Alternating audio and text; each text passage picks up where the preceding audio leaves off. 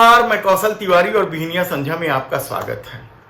मोदी सरकार ने 9 साल में क्या कुछ नहीं किया। जिस तरीके का खेल खेला सत्ता में बने रहने के लिए, उसकी परतें अब एक एक करके उघरना शुरू हो गया है। और यही मोदी सरकार के लिए या मोदी और अमित शाह के लिए चिंता का सबब बनता जा रहा है। जिस तरीके का खेल खेला गया है, उससे यह कोई भी कह सकता है कि कोई सरकार ऐसा कैसे कर सकती है कि इस देश के आम लोगों का जीवन नारकी होता चला जाए। कोई सरकार ऐसा कैसे कर सकती है कि लोगों को तकलीफों का सामना करना पड़े, चौतरफा तकलीफों का सामना करना पड़े। क्या कोई सरकार इस तरह का खेल खेल सकती है कि सब कुछ एक ही व्यक्ति के हाथ में चला जाए और विरोधियों को बदनाम करने के लिए धर्म और राष्ट्रवाद की पट्टी बांध दी जाए लोगों के आंखों में? क्या कोई सरकार यह कर सकती है कि उसके देश के नागरिक केवल 5 किलो चावल में निर्भर हो जाए? लेकिन जब देश के प्रधानमंत्री नरेंद्र मोदी ने कहा था कि बिजनेस उनके खून में है, तब किसी ने यह नहीं सोचा था कि बिजनेस का क्या फंडा है। दरअसल बिजनेस का एक ही ईमान है और वह ईमान है मुनाफा। और मोदी सरकार ने सत्ता में बने रहने के लिए वही तमाम राजनीतिक दलों को मिलने वाला चंदा रोक दिया। अपने लोगों को आगे बढ़ाने के लिए सारे नियम कायदे बदल दिए गए। यहां तक कि राजनीतिक पार्टी को मिलने वाले चंदे को लेकर भी जो नियम थे उसे भी बदल डाला। चुनावी बांड के नाम से एक तरफा वसूली हुई कहा जाए तो गलत नहीं होगा। और अब जो महंगाई दिख रही है ना, वह आने वाले दिनों में और बढ़ेगी। यह सबसे बड़ी दिक्कत और मुसीबत का सबब है। मोदी सरकार ने ऐसा खेल खेल दिया है कि आम लोग मुफ्त की रेवड़ी पर निर्भर हो जाए और धर्म और राष्ट्रवाद का पट्टा पहनकर केवल मोदी सरकार को ही चुनते रहे। यह खेल क्या था, क्या है?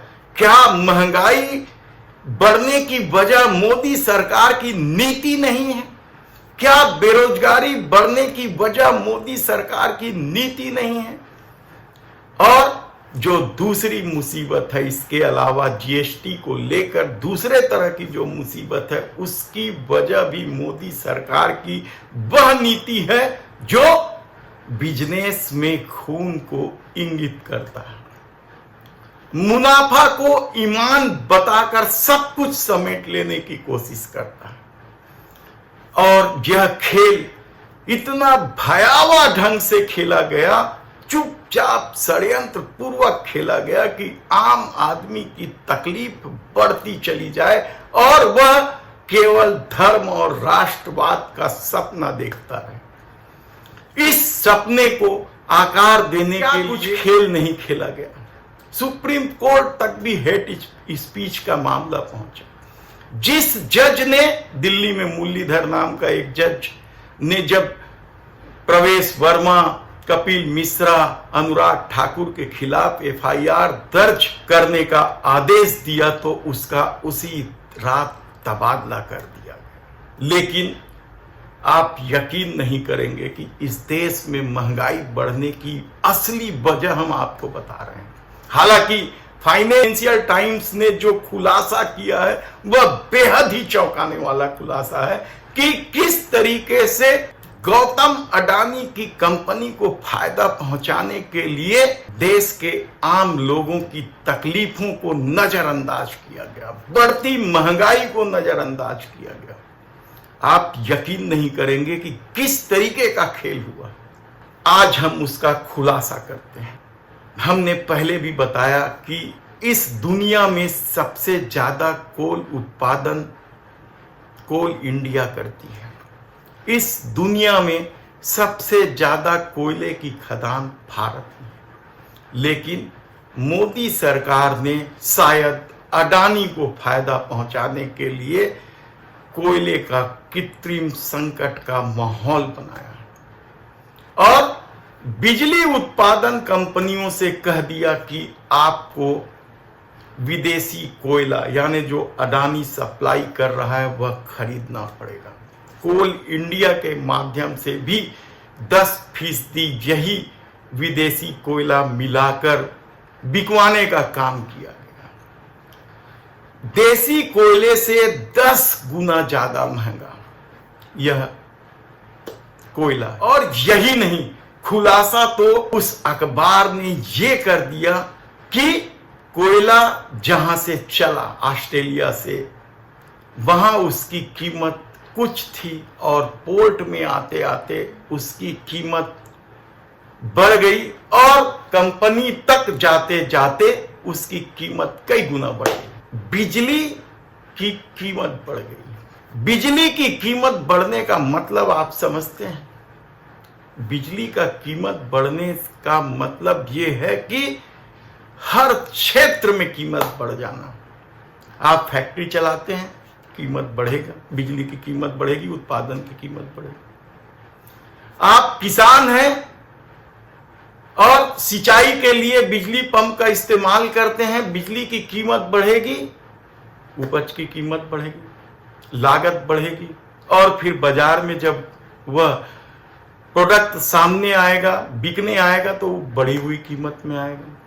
हर क्षेत्र में, यानी बिजली इस देश के लिए कितना महत्वपूर्ण फैक्टर है कि यदि बिजली की कीमत बढ़ा दो सब चीजों का कीमत बढ़ जाएगा।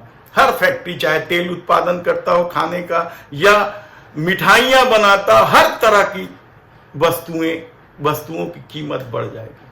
तो ये है महंगाई बढ़ने की असली वजह। एक वजह तो हमने पहले ही बताया कि किस तरीके से पेट्रोल डीजल में खून निचोड़ने वाला टैक्स वसूला गया था, यानी चौतरफा महंगाई बढ़ाने की कोशिश मोदी सरकार ने की और यह सब अपने मित्र प्रेम की वजह से की, कहा जाए तो गलत। आप हैरान हो जाएंगे, हम फिर आपको कभी बताएंगे कि किस तरीके से इस देश में 500 से अधिक उद्योगपति देश छोड़कर भाग गए और उसमें से 70% उद्योगपतियों के खिलाफ ईडी की कार्रवाई चल रही थी, लेकिन ईडी ने उन्हें नहीं पकड़ा। क्यों? ईडी तो किसी भी विपक्षी नेता के घर पहुंच जाती है, कहीं भी पहुंच जाती है, फिर उन उद्योगपतियों के पास कैसे नहीं पहुंची? किसका दबाव था?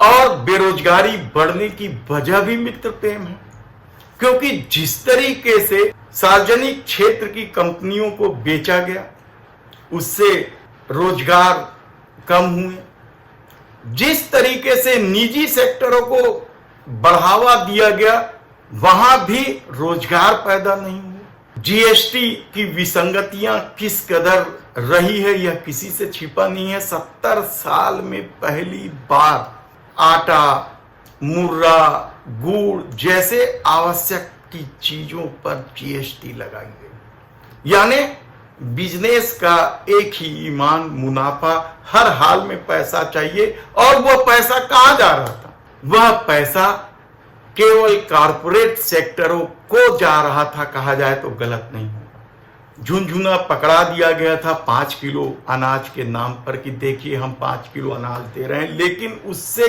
कहीं कई गुना राशि कारपोरेट सेक्टर को दिया जा रहा था। तब ऐसी परिस्थिति में जब मोदी सत्ता की परतें उधरती चली जा रही है, तो क्या आने वाले दिनों में जो लोग राष्ट्रवाद और धर्म का पट्टा पहने हुए हैं, क्या वह उतार फेंकेंगे? धन्यवाद।